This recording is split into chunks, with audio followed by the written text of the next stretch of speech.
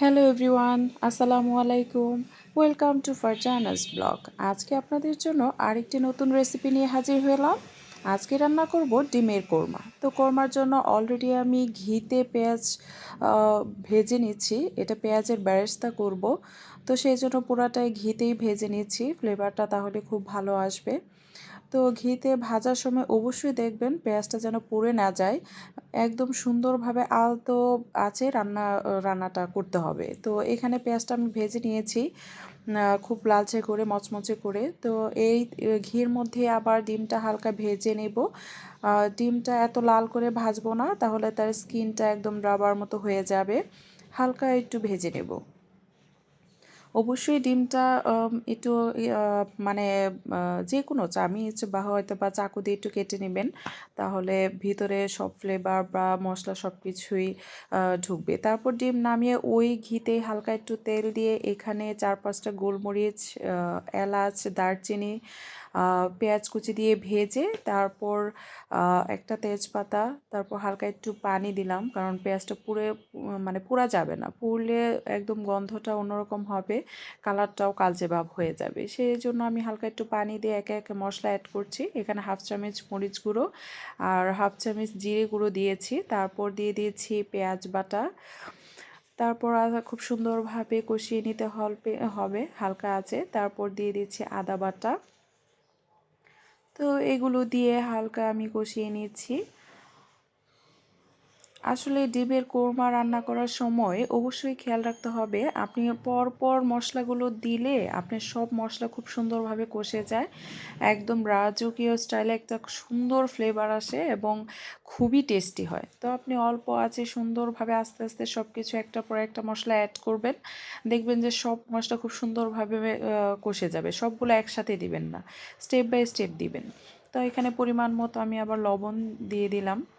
তারপর সুন্দর করে সব কিছু কষে নিয়েছি। এইখানে দিচ্ছি কাঠবাদাম গুঁড়ো।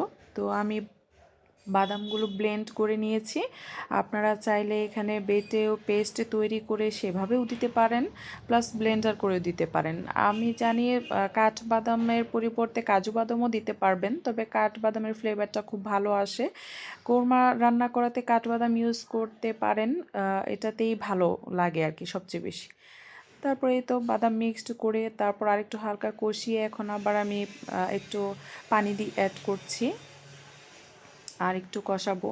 আসলে কোরমার মধ্যে স্টেপ বাই স্টেপ আপনি মশলাগুলো দিলে সুন্দরভাবে কষালে মানে মশলাটাই মেন, আপনার একদম থিকি ক্রিমি একটা ভাব আসবে বাদাম দেওয়ার পর, খুবই টেস্টি লাগবে। তো এই তো আমি অল্প অল্প আছে আমি সব ভালোভাবে কষিয়ে নিচ্ছি। এই তো আমার মশলা কষানোর পর একদম তেলটা দেখেন হালকা উপরে চলে আসছে, একদম ঠিকই ভাব হওয়া যাওয়ার পর আপনি ডিম অ্যাড করে দিবেন। তারপর ডিমটা দিয়ে আবার আরেকটু কষিয়ে নেবেন। আর এখানে মানে একটু বেশি ঘন ঘন নাড়তে হবে, কারণ বাদাম দেওয়ার পর একটু লেগে যাওয়ার সম্ভাবনা থাকে। তো এই তো দেখেন আমার ডিমটা একসাথে কষানোর পর তেলটা আবার উপরে উঠে আসছে। তো এর মধ্যে আমি কাঁচামরিচ দিয়ে দিলাম 4-5টা। তারপর 1 কাপ পরিমাণ গুঁড়ো দুধ মিক্সড করে দিচ্ছি। অনেকেই টক দই ইউজ করে, অনেক কিছু মানে দুধ, জাল দেওয়া দুধ, গরুর দুধও আপনি ব্যবহার করতে পারবেন। কিন্তু আমার কাছে টক দইও আমার এতে ছিল না, প্লাস গরুর দুধও ছিল না, তাই আমি শুধু পাউডার দুধ ব্যবহার করে আজকে আমি রান্না করছি। তো টক দইটা দিলে হয় কি আরও ভালো টেস্ট হয়। তো রোস্ট বা কোরমাতে আমরা টক দই ব্যবহার করি, কিন্তু আপনারা চাইলে টক দই ব্যবহার করতে পারেন, আরও ভালো হবে।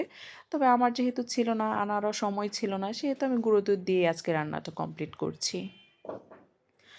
তো রান্নাটা অর্ধেক হয়ে যাওয়ার পর আমি বেরেস্তাগুলো দিয়ে দিচ্ছি। পেঁয়াজের বেরেস্তা দেওয়ার পর আমি আরও কিছুক্ষণ নাড়াচাড়া দিচ্ছি। আপনারা খেয়াল করবেন আমি খুব বেশি একটু নাড়াচাড়া করছি, কারণ লেগে যায়। এই তো হয়ে গেল আমার আজকে ডিমের কোরমা। ভালো লাগলে অবশ্যই আমার চ্যানেলটা সাবস্ক্রাইব করবেন, লাইক করবেন এবং পাশে থাকবেন। আল্লাহ হাফেজ।